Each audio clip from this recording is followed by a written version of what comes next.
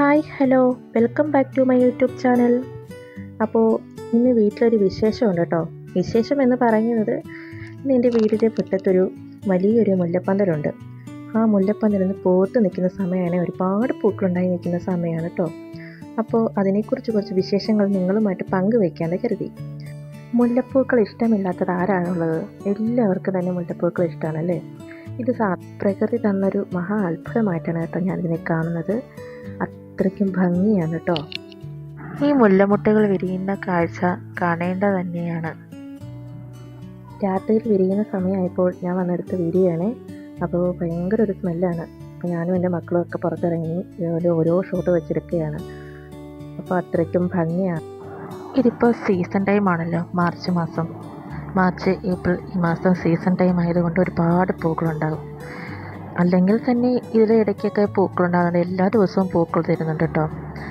അപ്പോൾ ഇതിപ്പോൾ March season ആയതുകൊണ്ട് ധാരാളം പൂക്കളും മുട്ടുകളും ഉണ്ടായിട്ടുണ്ട്.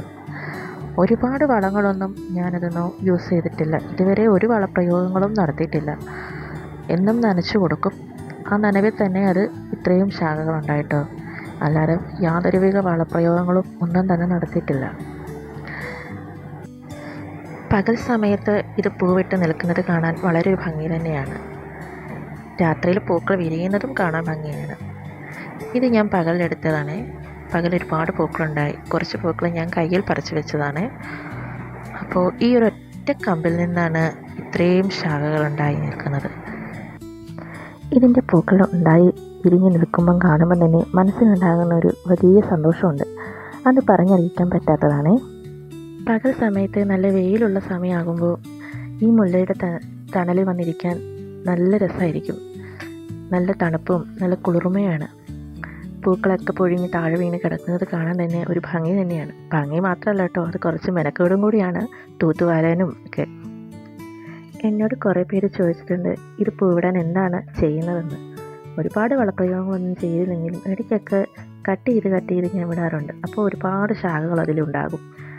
ഇലകളും പൂക്കളും ഒക്കെ ആയിട്ട് നിൽക്കാൻ ഒരുപാട് ഭംഗിയുണ്ട് ഈ മുല്ല വിശേഷം. അപ്പോൾ എൻ്റെ വീടിൻ്റെ മുന്നിൽ പടർന്നു നിൽക്കുന്ന ഈ മുല്ല ഒരു കുട പോലെ ചൂടിയാണ് നിൽക്കുന്നത്.